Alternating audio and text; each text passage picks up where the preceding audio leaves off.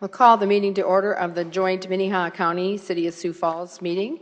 I would recognize that there is a quorum on the county side. And I believe we have to do roll call to assure a quorum for the city. So clerk, will you read the roll, please? Yes, Mr. Mayor. Council members Brecky, Here. Erickson, Kiley, Neitzert, Here. Selberg, Sale, Here. Starr, Here. Staley. All right, a quorum is present. I ask you to all stand for the Pledge of Allegiance. I pledge allegiance to the flag of the United States of America and to the republic for which it stands, one nation under God, indivisible, with liberty and justice for all. I'd ask for a motion on the Minnehaha County side to approve the agenda for today. So move, Benninga. Second. I have a motion and a second. All those in favor say aye. Aye. Those opposed, same sign. Motion passes unanimously. All right, and I would ask for a similar motion to approve the agenda from the City Council. So move, Neitzert. Second, Selberg. Motion by Neitzert, seconded by Selberg. A roll call vote on that, please. Council members Brecky, Here. Yes. Neitzert, Yes. Selberg, Yes. Sale, Yes. Starr, Yes. That passes 5-0. Item number 1 is a joint budget hearing of the Siouxland Heritage Museum. Bill Hoskins. Good morning. No, good afternoon, Bill. I'm used to saying good morning to you. Good afternoon. Bill Hoskins, Director of the Siouxland Heritage Museums. The Siouxland Heritage Museums is dedicated to the experience of learning for our community, its families and visitors through the collection, preservation, and interpretation of history. We currently operate the Old Courthouse Museum and the Pettigrew Homan Museum, both National Register buildings. They're open to the public daily. And we are currently moving into the Irene Hall Museum Resource Center, a building that will house the museum's collection and provide a place for the public to access that collection. A quick background for some of you who don't have as much experience with the museum, but anyway, visitation in 2017 was about 81,000. Both buildings were open to the public daily. Our busiest days of the week, Saturday, Friday, Thursday, busiest months last year were May, March, August, and July. We served or had visitors last year from 47 states, 35 foreign countries. We care for about 111,000 cataloged objects, and they range widely in size, things smaller than a dime, things as big as the Faywick Flyer, and really we do consider our buildings as two of our largest artifacts, the Old Courthouse Museum and the Pettigrew Homan Museum, and we work hard to try and keep those up. We are an educational institution. We presented about 690 programs on and off site last year to over 47,000 people. We gave over 1,400 guided tours of the Pettigrew home last year, served, I think it's 49 K-12 schools in 24 school districts, including every single school in Minnehaha County. Most of our off-site programs are in the city of Sioux Falls.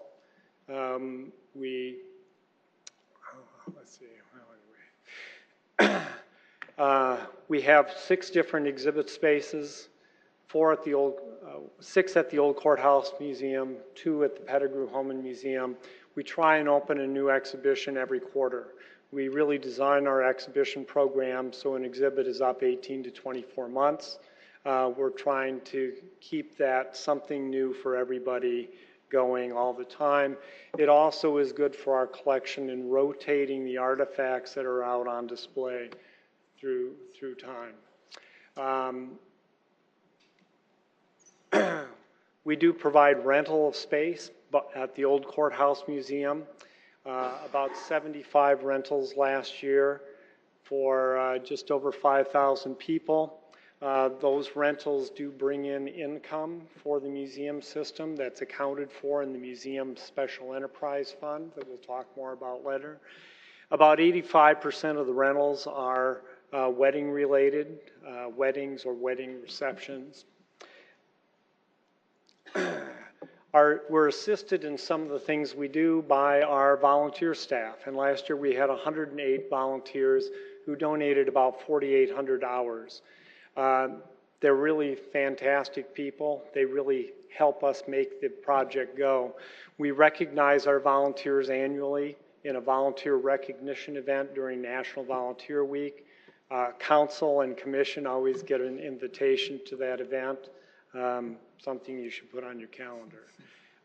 The program is coordinated on a part-time basis by one of our museum interpreters, Jesse Nessum. The Siouxland Heritage Museums were created in a joint cooperative agreement between the City of Sioux Falls and Minnehaha County in 1974. We have an 11-member board, half appointed by the city, half appointed by the county, and Article 4 of that joint cooperative agreement requires that we annually present a budget to the city, council, and county commission. Purpose of it here today. The Siouxland Heritage Museum's budget is really 6 budgets or 6 parts.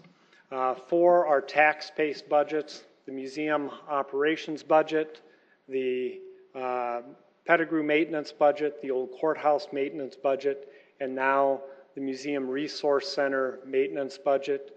2 are revenue-based, the Museum Special Enterprise Fund and the Museum Store budget. The operations budget is the biggest percent of the whole. That's accounting for about 73% of the total. The respective maintenance budgets are about 8%, and the revenue budgets make up the rest. The museum's operations budget is funded jointly by the city and the county. 50-50, that's part of the original deal of the joint cooperative agreement. Of that budget these days, or in the 2019 request, 94% of the budget's human resources. A small amount is used for marketing, exhibits, and things like postage, some other miscellaneous items. In this request, there are no new staff requests. There is no increase in our part-time labor. There is a 2% increase in the pay matrix base determined by the Commission for all employees. So that's the operations budget. The Pettigrew maintenance budget is a budget that the Pettigrew is owned by the City of Sioux Falls. The city pays for the entire maintenance budget for the Pettigrew. You determine what that is as part of the city budget process.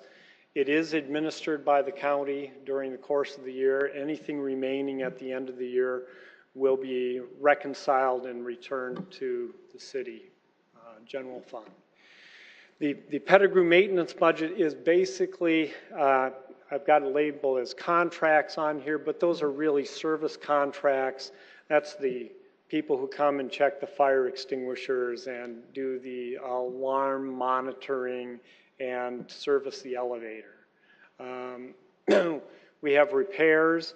Those are the miscellaneous minor repairs to the structure that are ongoing. The building is almost 140 years old, and it's something we do all the time, which is not to say that doesn't include capital improvements. The city just put a new roof on the Pettigrew this year. Great job, but that's handled in the CIP process and not part of the maintenance budget. Utilities are the other big part of the Pettigrew maintenance budget. And I should take this moment to point out, our maintenance budget really hasn't changed from last year to this year with one exception. One of our board members and council member Starr asked that we put $10,000 for long-range planning under contracts in this budget for 2019. And so on his recommendation, that was done, but otherwise there's really no change in the maintenance budget from one year to the next. Old Courthouse Museum, again, the old courthouse is owned by Minnehaha County. The county's providing for that annual maintenance budget and administers it. It is very similar to the Pettigrew maintenance. It's the service contracts for elevator maintenance and some alarm monitoring. A basic repairs budget that's separate from the county building fund, utilities, and really that's what's being done. Commissioners, the change actually, there is a slight increase requested. The change is basically that we've decreased the amount under what we call contract services, primarily because we're working much closer with county facilities on the maintenance of the air handling units in the old courthouse museum than we have in the past. That's lowering some costs. We put more money into repairs, but that's the principal change there. The Museum Resource Center maintenance budget, this is a guess. It's based upon estimates from engineers and mechanical and electrical engineers and what we know, but this is really guessing, and until we get a full year of operating that building under our belt, this is as good as we can come to.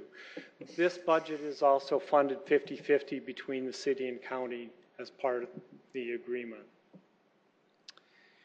We have the Museum Special Enterprise Fund, and it was established in the 1990s as a way of accounting for revenues and expenses associated with the rental space in the museum system for grants, sponsorships, and for programs or services for which a fee is charged. And you get an annual report on that I deliver usually in the spring sometime. The budget request is actually the spending authority that you're giving me on that fund. And we're asking for $214,260. The enterprise fund really pays for a lot of our operational expenses. So 12% is going for educational programming that we provide to the public, 15% to our exhibits, 9% to collections, which seems to have disappeared from the page, and for marketing, also 9% of that cost. Rentals seems high. Primarily that 13%, that rental expense is deposits that we return to the public after a successful rental, and that shows up as an expense. Human resources, we have 2 staff positions, the museum events coordinator and the collections assistant, where 1/3 of their pay plus benefits is paid for by the enterprise fund. So that's what's showing up there. And finally, we have the museum store fund, another revenue account, which is accounting for revenues and expenses associated with the store. It's a budget is a spending amount. The store usually makes revenue in excess of expenses, and we are able to usually do a cash balance transfer early in the year from the store fund to the enterprise fund in support of our educational programming. So just a real quick sum up, we're asking for $44,000 more in human resource costs, nothing different, $1,600 for additional maintenance at the old courthouse museum, and the new museum resource center maintenance budget, and the $10,000 for long-range planning. That really boils down to a budget of $1.5 million. The city support that we're asking for is a total of $628,000. County support $640,000. Both of those are modest increases over last year. Thank you, Bill. Questions? I would ask first if there's any questions from the audience or comments specifically related to this agenda item. I don't see anyone moving, so is there anyone on the City Council or the County Commission that has a question for Bill on the budget? Seeing none, I would ask for a motion on the county side to approve the budget. So moved. We have a motion and a second. All those in favor say aye. Aye. Those opposed, same sign. Motion passes unanimously. I would also ask for motion from the City Council to approve the budget as presented. I so move. Second. Moved by Councilor Sale, seconded by Brecky. I'd ask for a roll call vote on that, please. Council members Brecky, Yes. Nitzert, Yes. Selberg, Yes. Sale, Yes. Starr. Yes.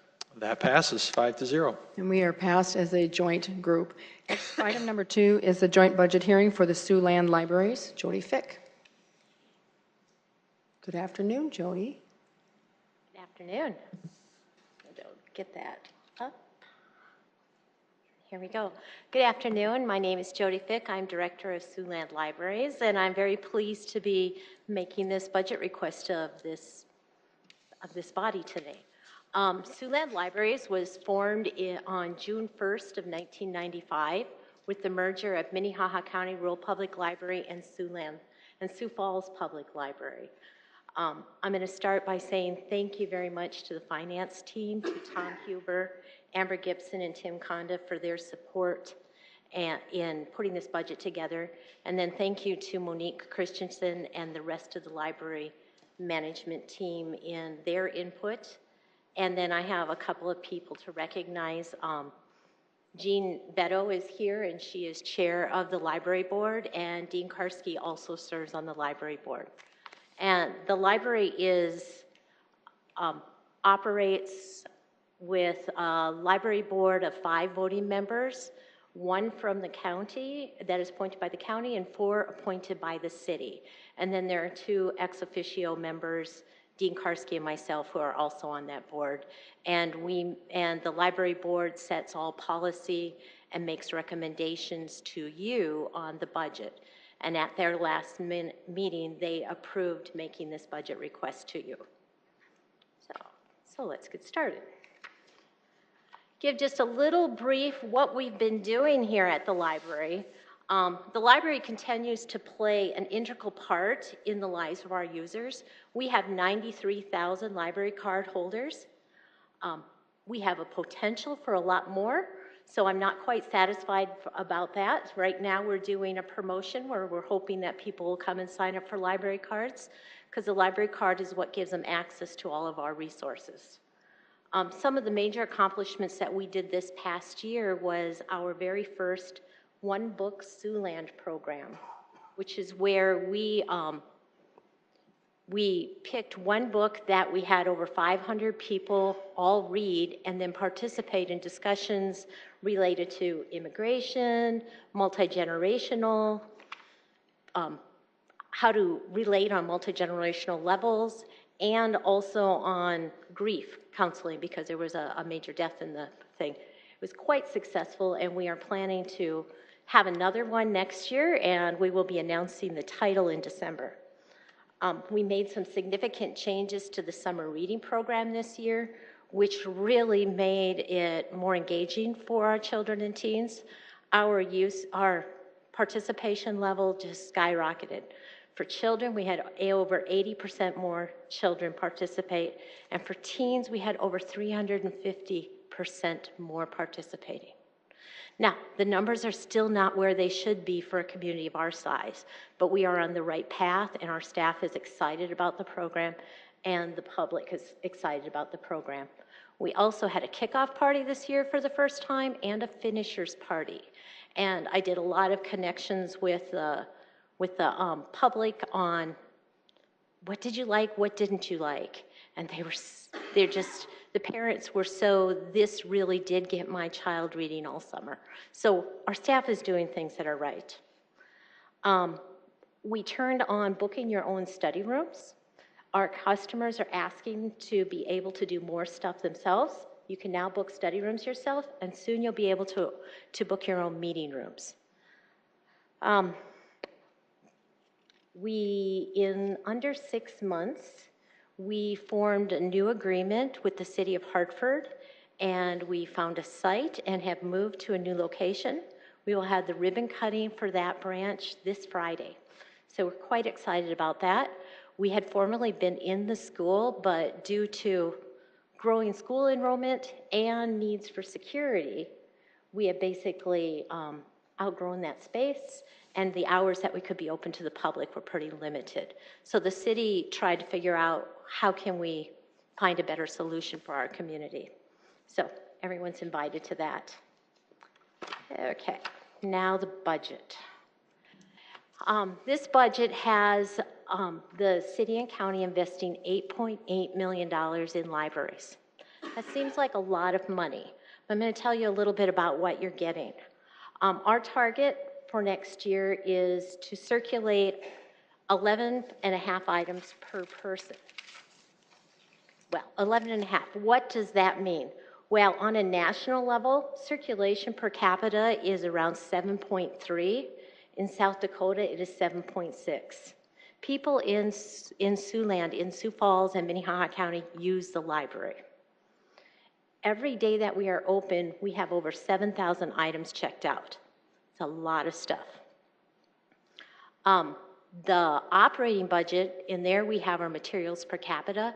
Our goal for what we're going to spend on library materials is $4 per person. How does that compare? Nationally, it's $4.21. In South Dakota, $4.37. Often that's because other libraries are smaller, so their population, you have to have a certain mass of items. But I just want you to show that while this is a slight increase for us, we are still very, very lean when it comes to what we spend on library materials. Programming for this year, we have numbers as to what we plan, how many programs we plan to do. This year, our theme has been, for our staff, has been to be purposeful in our programming. So rather than just doing things and hoping people come, we have been very specific in what we want to accomplish and who our audience is, and moving those programs to times that the public can come. So we have a slight decrease in the number of programs, events that we plan to have, but what we have seen is our attendance is going up. Our average number of people who come has improved, and the surveys that we do afterwards are stronger. People are happy with the information that they are learning. So in the operating budget, let's break this down a little bit. The library budget for operating is divided into 5 categories. Collections, that's where we pay for all of our online databases. It's where we pay for the supplies that we use to put the labels on the books and get them ready, shelf ready. It does include the Argus Leader Archives, which Greg used recently to search back, and that makes it so that any citizen with their library card can search back into all of the archives of the Argus Leader back to 1999 and use that right from your computer at home. We also have microfilm in the library for those who want it to look like it does in the paper, but that is available to all of our customers and is well used. In the collections budget, we are actually decreasing, even though it's a flat budget, we are decreasing the amount that we're spending on those online databases because we share a lot of our databases with other libraries across the state, and the state has received continued funding through the Federal Association Institute for Museums and Library funding so that they can continue, like the Argus Leader one, we don't actually pay for that, that comes through the state. So it would be much more expensive if we had to do it. So because the state is able to pick up a few more of the databases, we are able to shift those funds over into one of our other downloadable resources called Hoopla. And how Hoopla works is this allows customers to get ebooks, movies, music on demand to stream through their library card. And it's simultaneous use. So unlike with library books, where if we own 5 and you're the 6th person, you're going to have to wait till someone returns it, with Hoopla, we can all check out the same book at the same time. Unfortunately, with Hoopla, it is for the library, we pay by the use, and demand for that continues to go up. So we're shifting more of our budget over to that. The next item, operations. Operations is where we pay for all of our staff. Our office supplies, our furniture, our training, our staff development, all of that comes out of operations. For 2019, we are seeing a $158,000 increase in the wages, COLA, STIPs, and benefits, and a $26,000 increase in furnishings and supplies. That is primarily for replacement of furniture at the downtown library. We've been open for nearly 10 years, and a lot of our furniture has seen some really hard use. So it is time to update it, it is time to replace it, it is time to get furniture that fits our clientele and keeps our library a place that we're proud of. In technology, it pays for all of our computers, our software, our hardware. It pays for our automated materials handling machines, our self-checkout machines, what makes it possible for us to do as much as we do at the staffing level that we're at. In 2019, we are planning to do a pilot at the Hartford branch, where we are going to be actually being open to the public without staff present.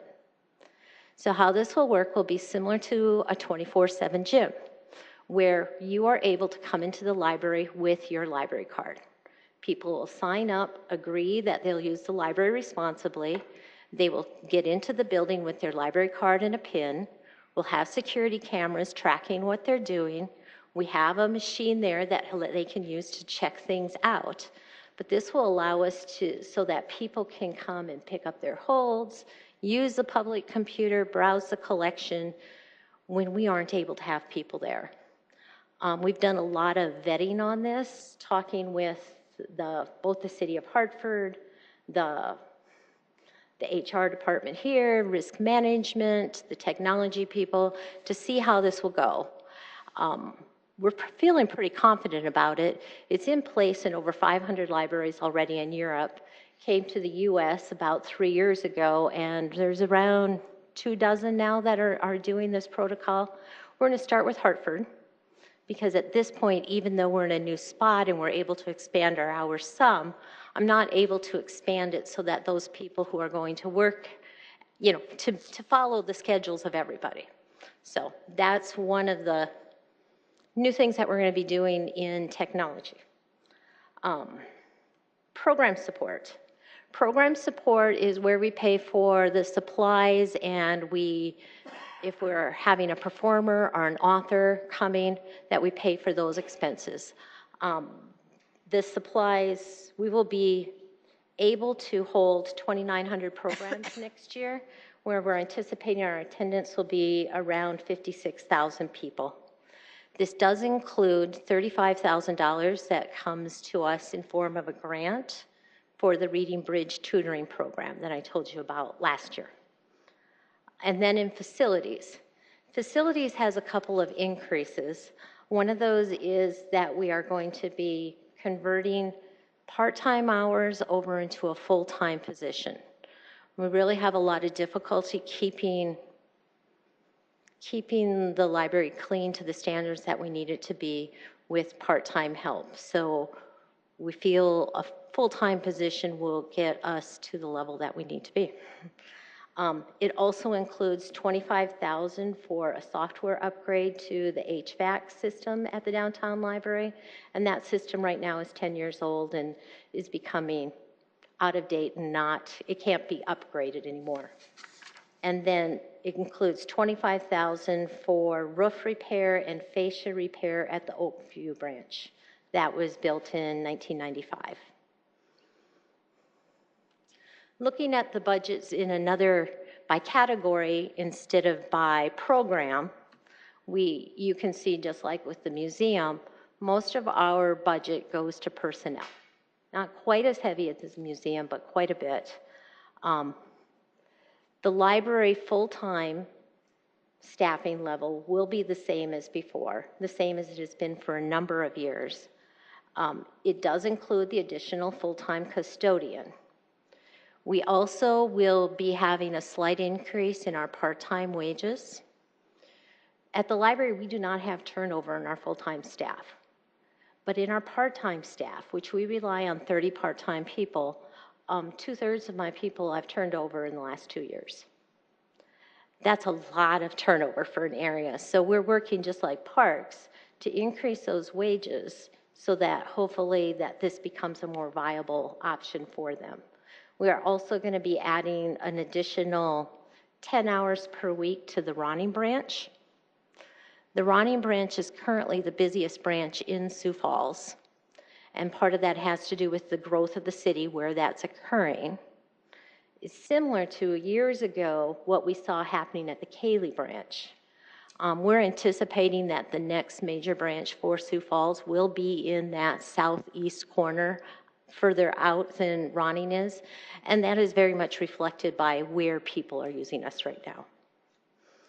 Okay. And then other operating, I've told you about most of those, the Oakview, the furnishings repair, Hoopla, and then the extended hours. In the capital budget, we are requesting $100,000 in our projects area. What this will do is allow us to put fiber optic connections to the Oakview branch. Our internet there currently is all by microtower, and we want to get that to be more dependable, faster, more reliable. We will be applying for partial reimbursement of that. We should receive between 60% and 70% reimbursement through the E-rate program, which E-rate everybody pays through their phone bills, and then those monies are redistributed to schools and libraries to upgrade technology. So we all, in our bills, help so that everyone gets benefits. We are very likely to receive that. If we do not receive that budget, that item will not happen.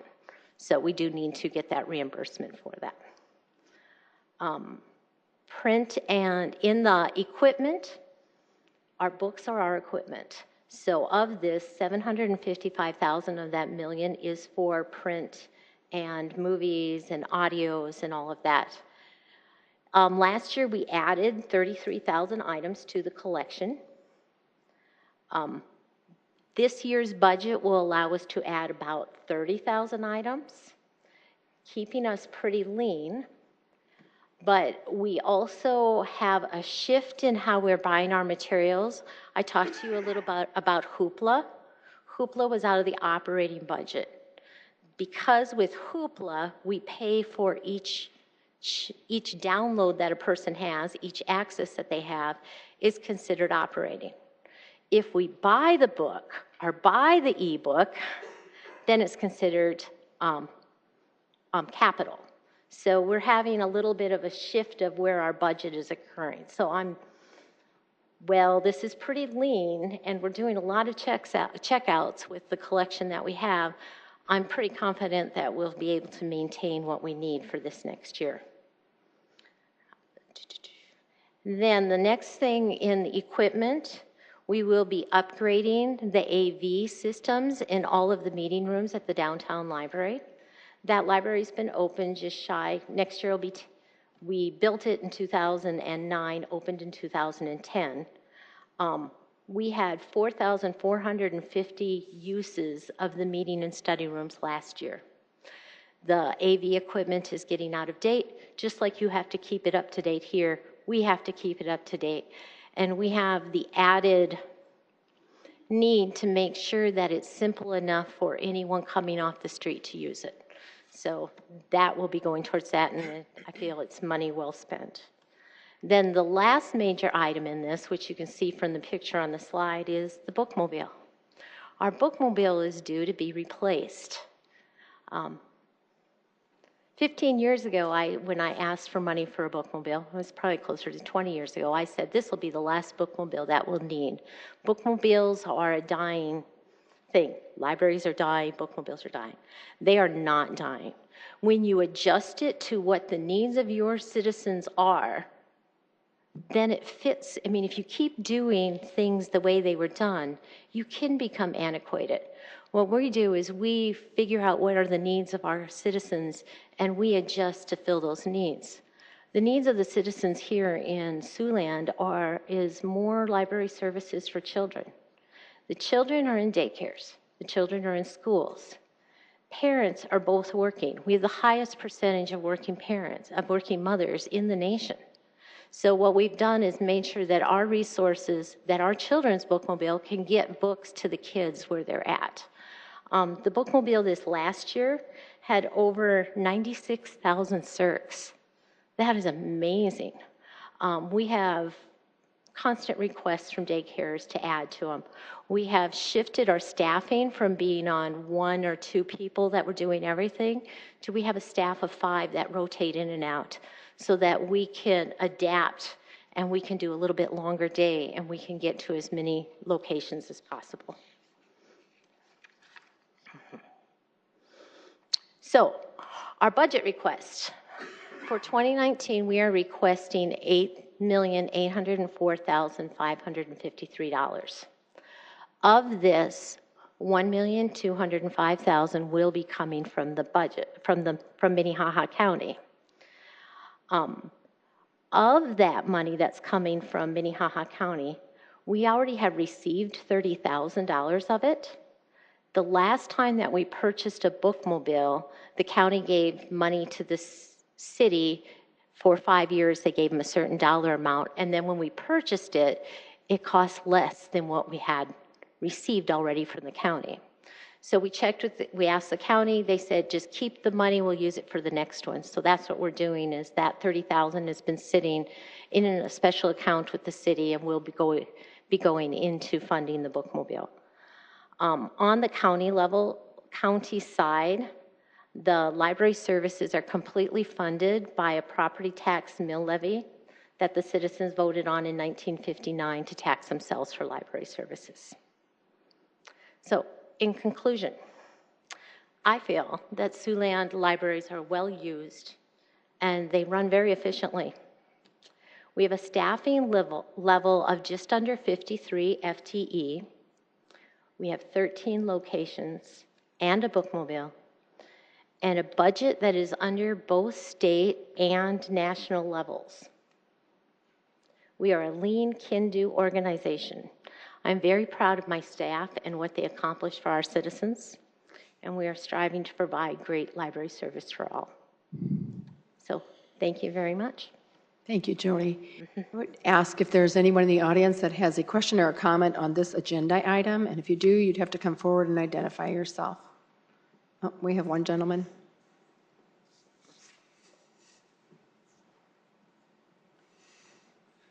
Hi, I'm Steven Ciano. I spend a lot of time in the downtown library lately, mostly working on the computer, but I also interact with staff and other patrons, and they certainly know me and I know them.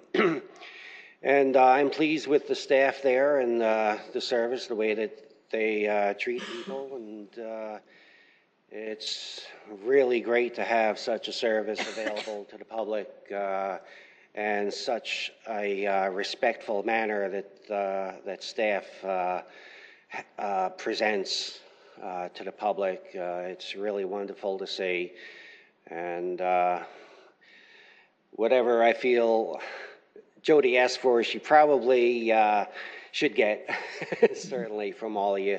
I've had some problems with other entities within the city, county, state, and federal, as you certainly realize. And I'm pleased with this aspect of it, however. So where she says at the end there about staff, oh yeah, I'm really impressed. Thank you for your comments. Is there anyone else that has a comment or a question regarding this agenda item? Seeing no one, I would go to the council and the county commission. Are there any questions? Councilman? Thank you. First of all, that was a really great compliment. That was very neat to hear.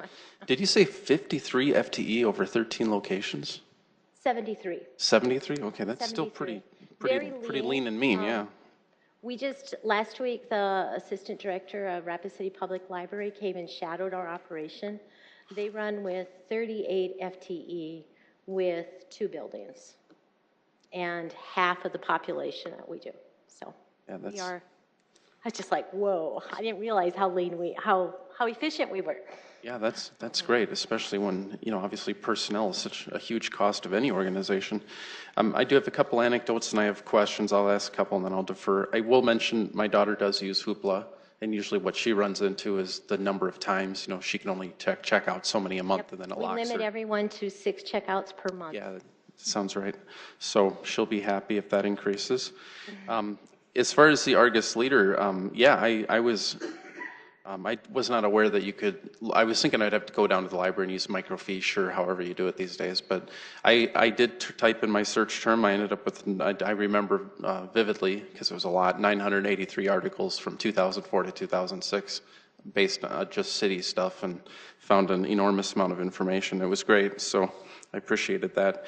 Did Prairie West, you were talking about the fiber optic, were they getting the fiber optic this year? Yes, with that it's road being project? installed right now as a part of the TLS road project. Yeah, I thought they were.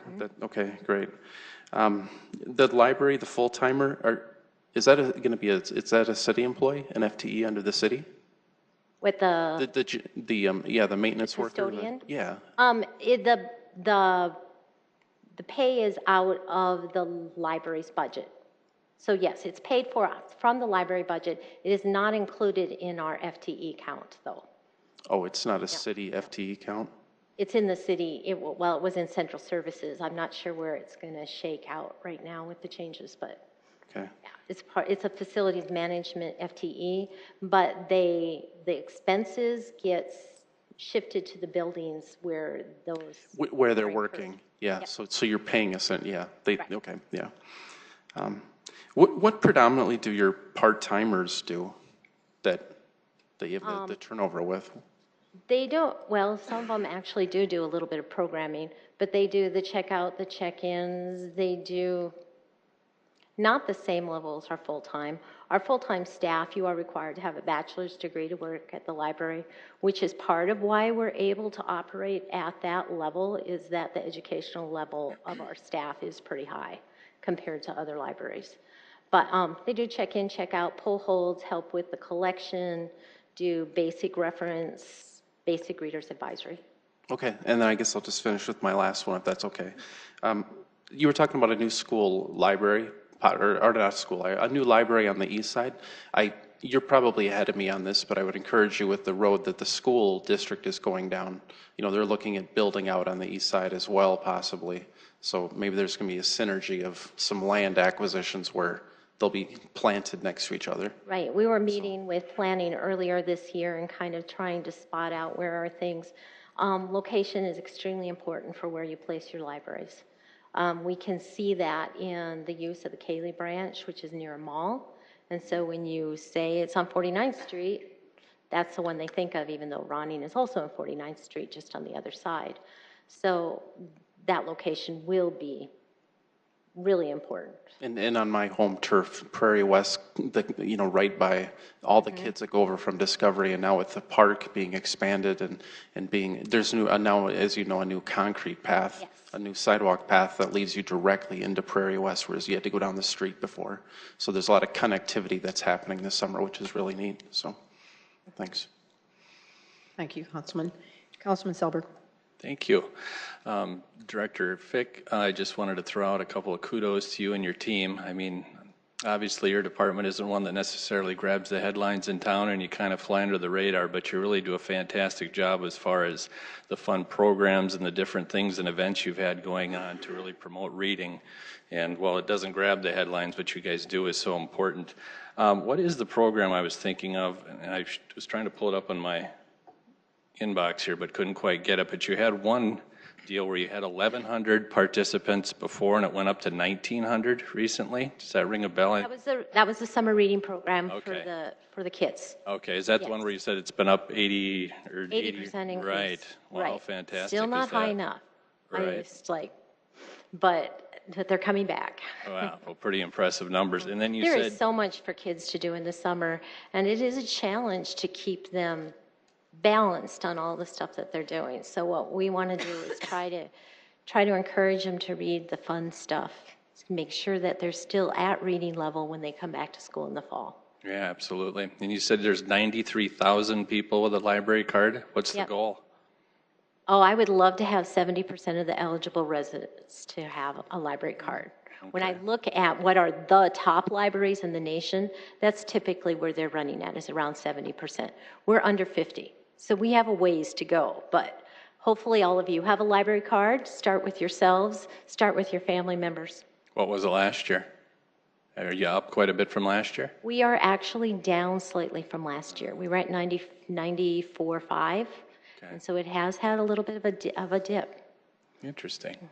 We purge out our accounts, so when people haven't been using them, they do get removed. So we make sure that our count is accurate. Right. Well, anyways, you do a great job, so keep up the good work. Thank you. Thank you. Any additional questions? I'd look for a motion on the county side to approve the Siouxland Library's budget. Second. I have a motion and a second. All those in favor say aye. Aye. Those opposed, same sign. Motion passes unanimously. Do you have a motion by the Sioux Falls City Council to approve this budget as presented? Move approval. Second, Nitzert. Motion approved by Selberg, seconded by Nitzert. A roll call vote on that motion, please. Council members Brecky, Yes. Nitzert, Yes. Selberg, Yes. Sale, Yes. Starr. Yes. That item has passed. Motion passes unanimously on the city and the county side. Item number 3 is a joint budget hearing for Metro Communications.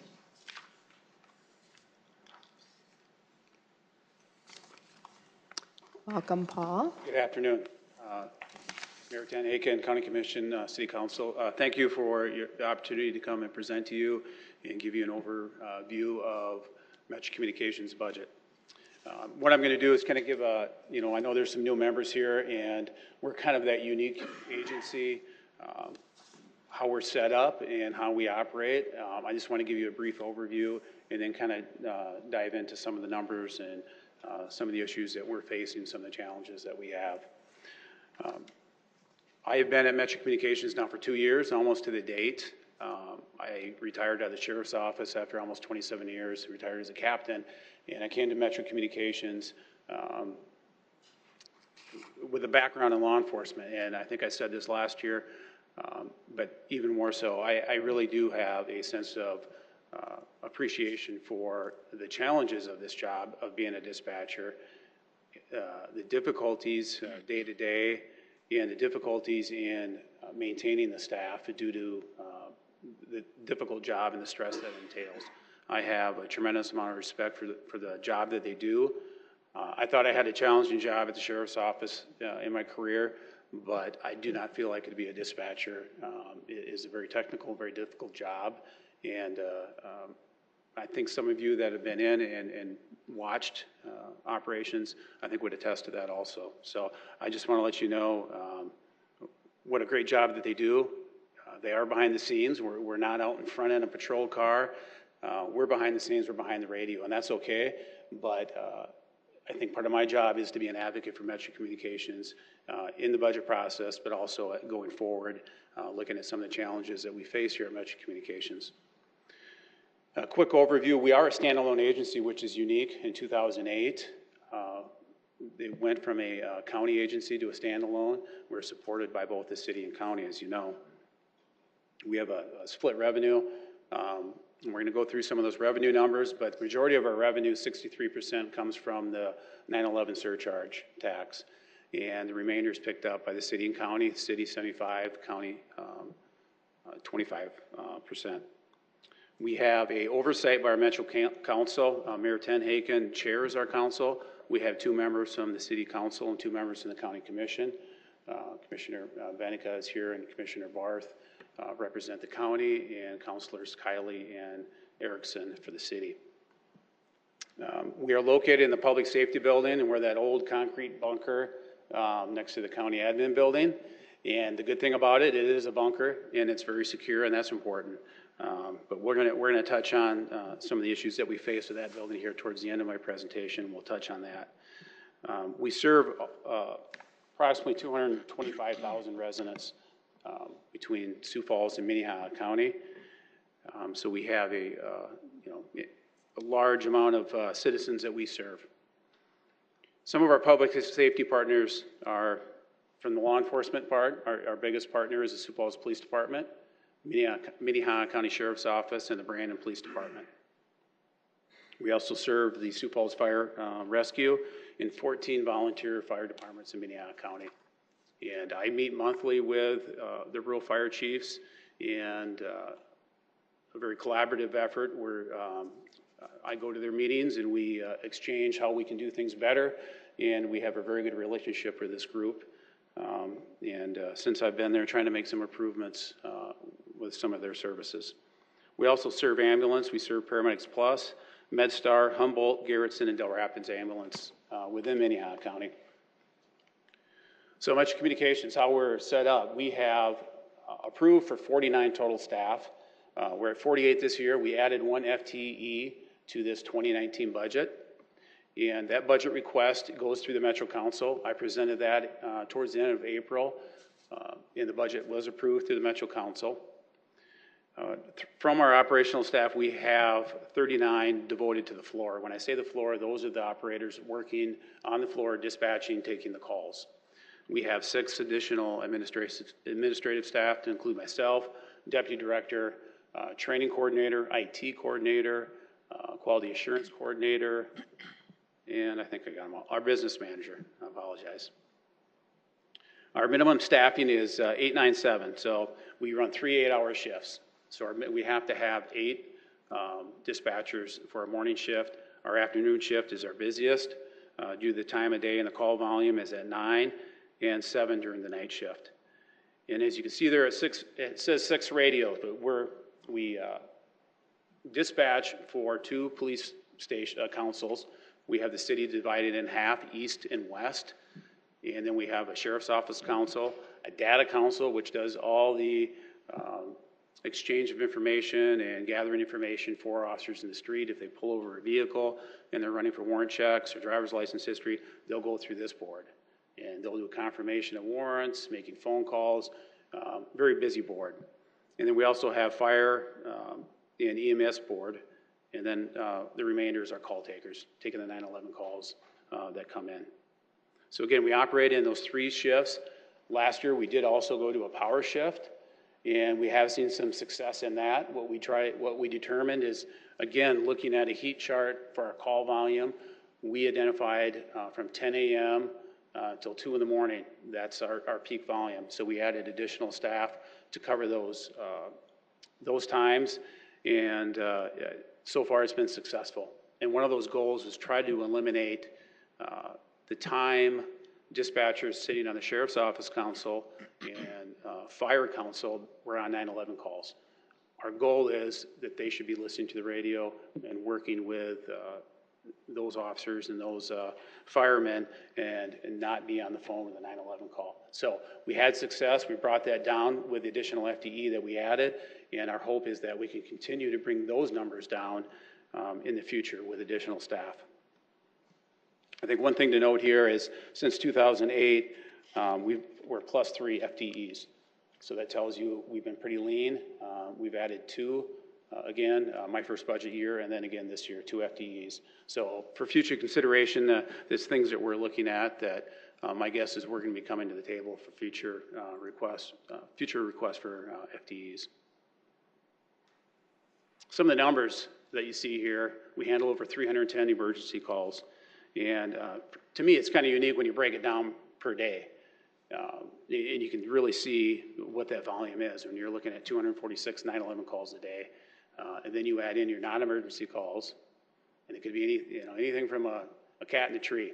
So you have an operator that just took a baby that wasn't breathing, they hang up, officers arrive, and then they pick up the phone and it's somebody asking about an animal or cat. So those are some of the challenges that we face for those operators. A lot of different calls, a lot of different emotions that go into those calls. So very unique, and as you see these numbers, they're only going to increase. One thing that we've been looking at is the efficiency of our dispatchers, and we talk about that. We're talking about the calls for service. When I talk about calls for service, every time that we dispatch one of our public safety partners, that generates a call for service. And what we know is that is increasing. And the yellow line is a projection with no additional FTEs, what that number is going to go up to. So right now we're at, per dispatcher, 5,900 calls for service, starting in 07 when we're at about 4,500. And then the green line is just 1 FTE per year, what that would look like, and you'll see that steady growth. So it's something that we're concerned about, something that we watch, and one issue that we're really kind of looking at right now is dispatcher burnout. And what is that burnout? And we're looking at some national standards and trying to identify what's an appropriate staff level. What are some things that we can do, not only by adding FTEs, but some things that we can do within Metro Communications to reduce some of that burnout.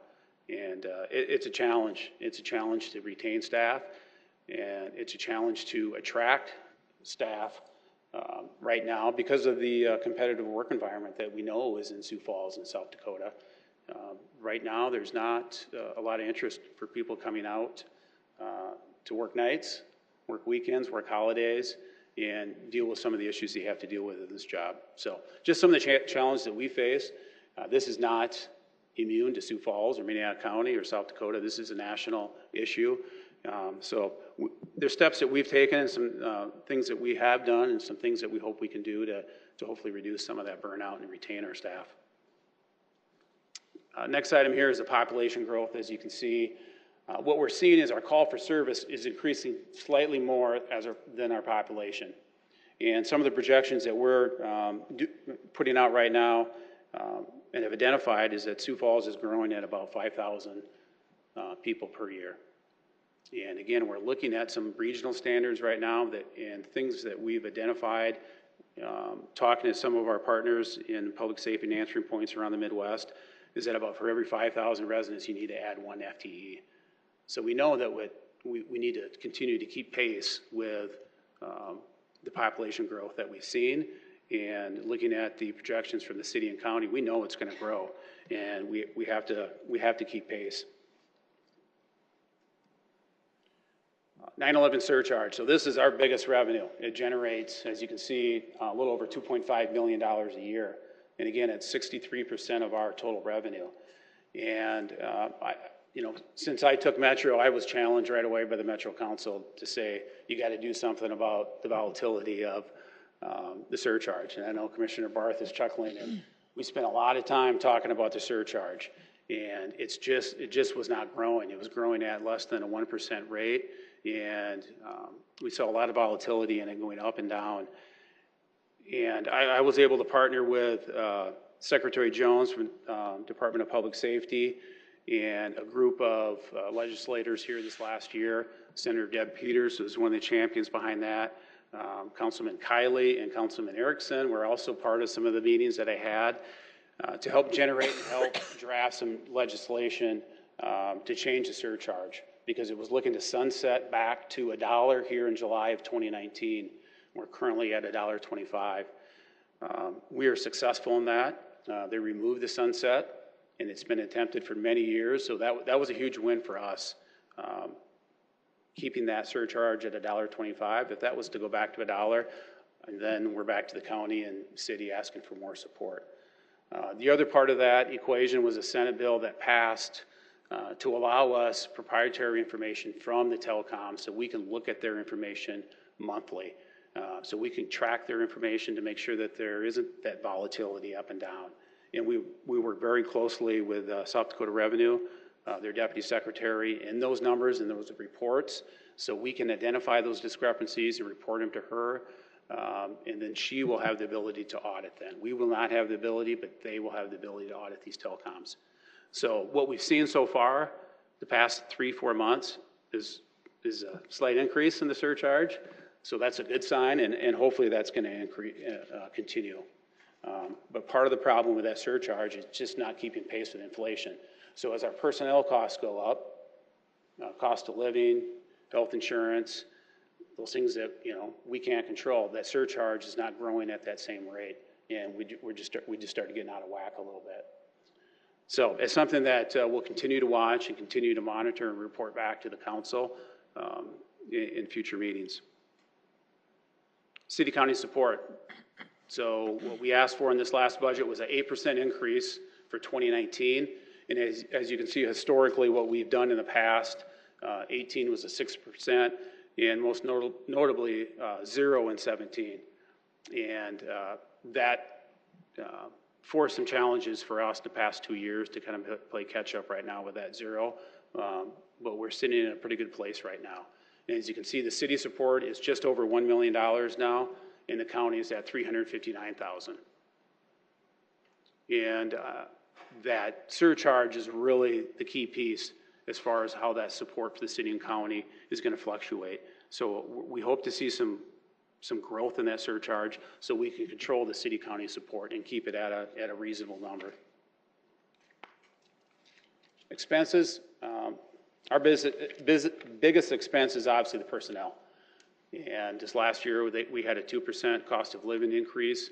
As I noted earlier, we added 1 additional FTE for this 2019 budget, and our insurance went up at 12%. And your total is just over $4 million. Our operating expenses continue to go down. Again, we're just over $500,000. Part of that, it has to do with the statewide phone system that we went to. And also part of that is we're getting cut over what's called the EZNet, the lines that the phones come in on, and we're able to reduce some of our costs as we are going to remove our trunk lines through CenturyLink, and we're going to save additional money in 2019 because of that. Top of my head, we pay approximately $10,000 a month for those trunk lines, so that's a big savings for us, and that's part of the state system that was purchased that all the PSAPs in the state are utilizing. Future capital, we do have right now. We do not have any items for the 2019 budget, but we will have future considerations that we know that are going to be there. One of them is going to be the radio upgrades that we'll continue to work on for the P25 compliance for future years.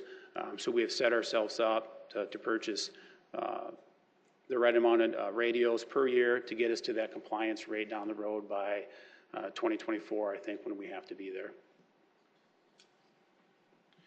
And lastly, some of the future considerations. Again, I'm not going to beat it to death, but the surcharge is something that we're going to have to watch. I feel fortunate with the working relationship that we have with Department of Public Safety, 911 Coordination Board, and Department of Revenue have been outstanding to work with. I've ended up here a number of times to sit down with them. They've been very open with us. And they kind of joke and say, you're about the only PSAP that knocks on our doors and drives to Pier to ask these questions. So I think we're doing what we should be doing. We're holding them accountable, and we're making sure that these telecoms are giving us the money that we should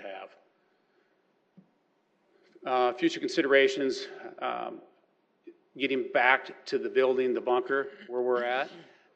We had a really good discussion at our last Metro Management meeting, and I presented on that topic in an agenda item. We need to do something at Metro Communications. It's an outdated building. We're on the path as we continue to grow that it's not set up very well. We utilize every inch of that space. And we know doing our projections that we're going to outgrow that facility very soon. And a motion was made through that council to form a building committee, and we are looking at options right now. And I know this has been looked at in the past, but I think it's a fresh time with some new leadership to look at where does Metro communications go in the future.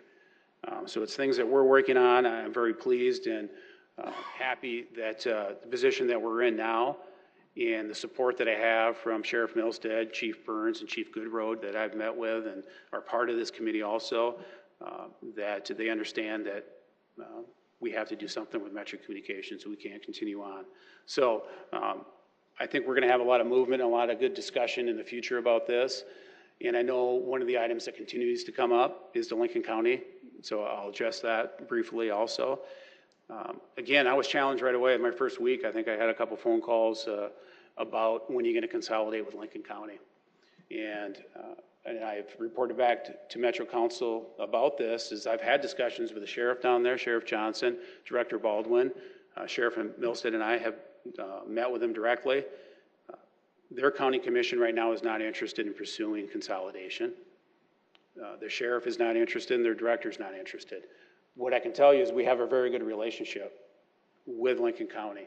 And one item that I'm looking at right now with Director Baldwin is could Lincoln County utilize our center if we move or if we expand to utilize our center as a backup for them. So we're working with them right now to see if that's something that would work out. And because of this SUNet cut that happens, it may be doable.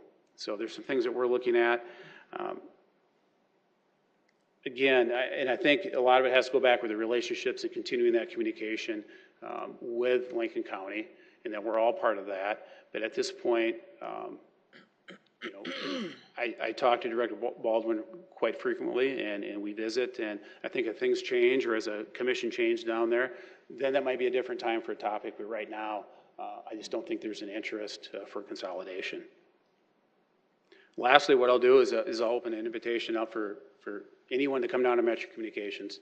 Anytime, if it's for a quick tour visit, or Councilman Neisart, he spent a Friday night there and spent the entire shift. And it opened the eyes to a lot of employees at Metro Communications. They were very impressed. But I think what it does also is it opens your eyes to see what the volume is and what the challenges are. So again, I'll open that up anytime. Just reach out to me. And again, if it's just for a tour or walkthrough, I know commissioners have been through there. But again, if you want to come through or sit a part of a shift, you're more than welcome at any time to come down. So happy to take any questions. Thank you, Paul. I'm actually going to ask the audience first, is there anyone that has a question or a comment related to this subject?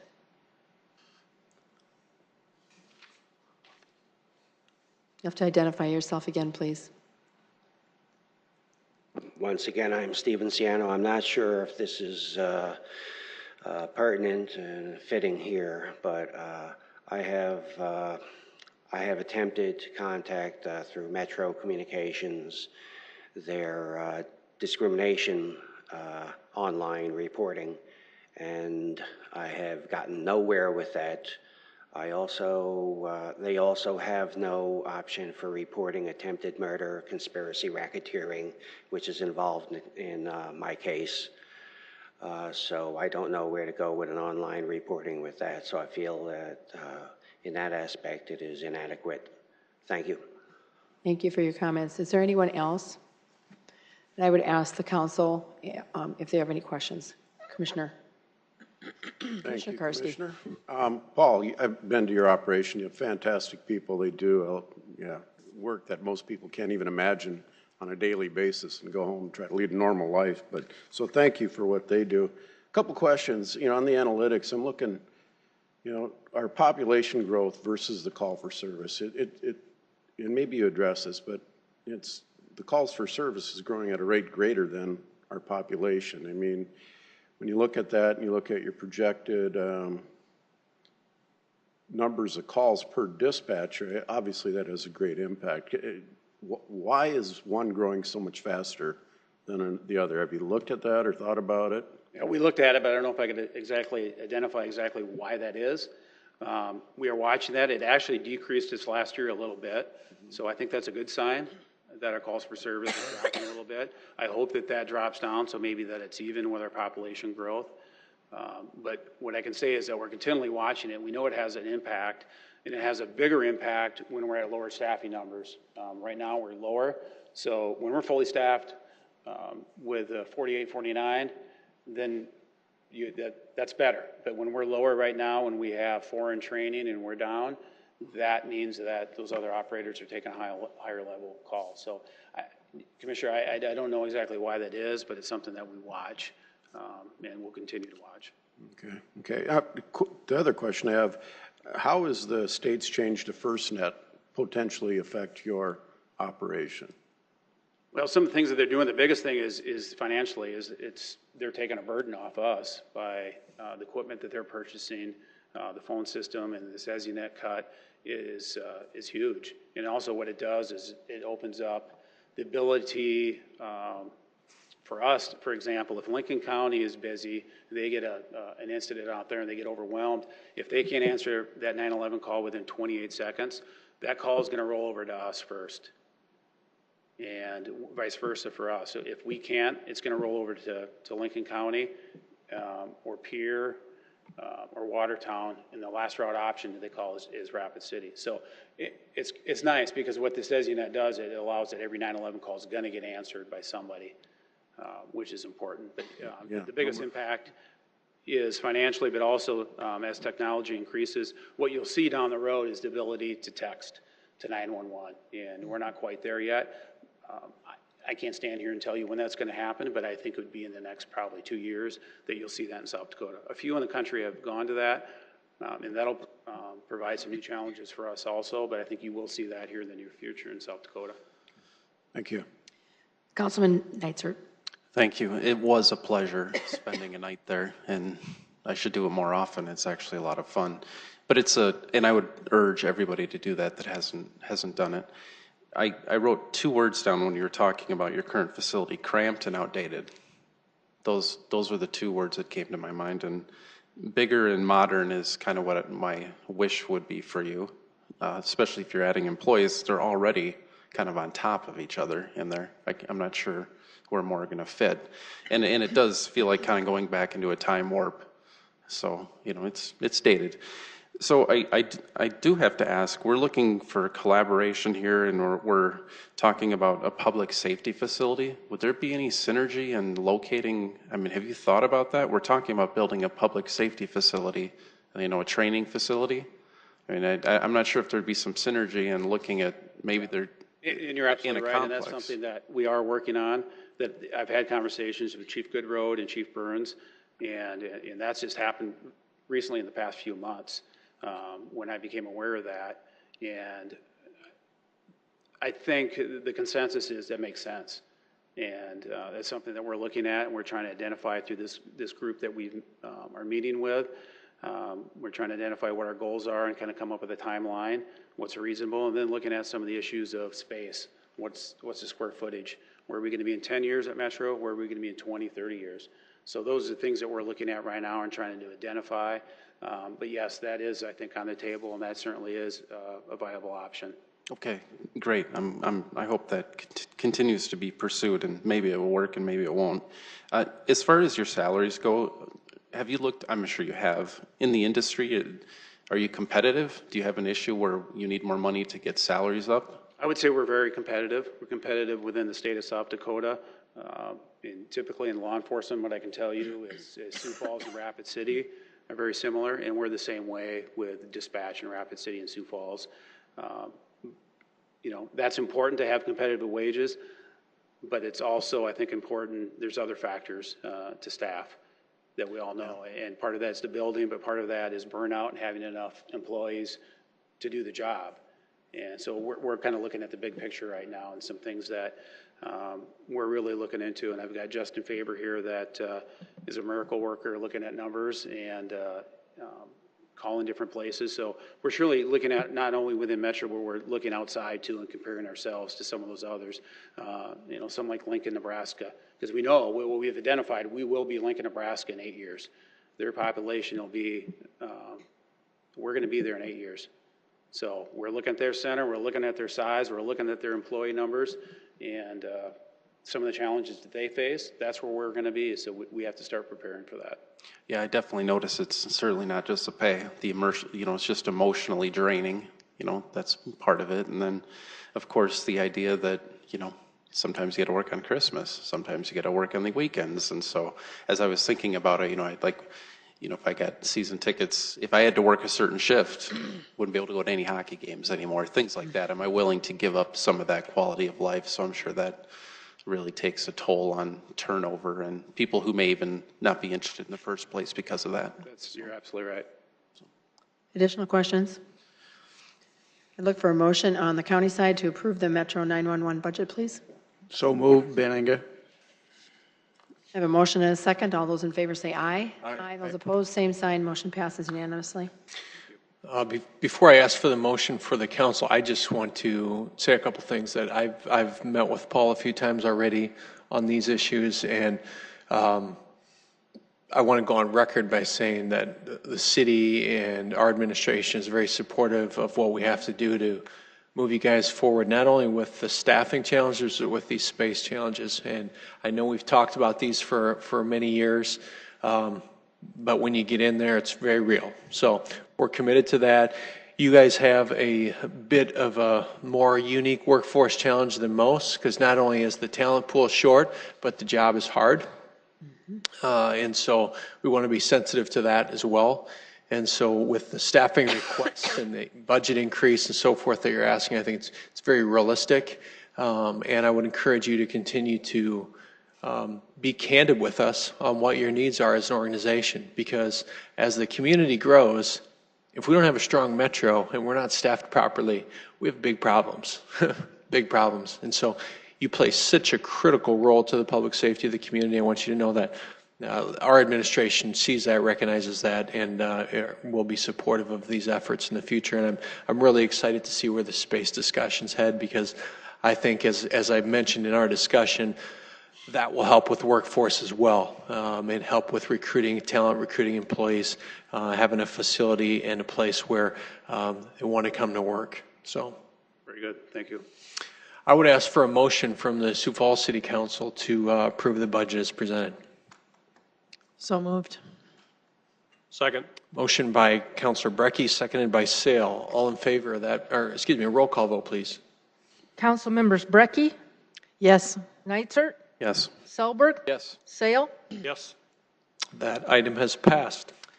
Item passes unanimously by the joint City Council Minnehaha County Commission Board.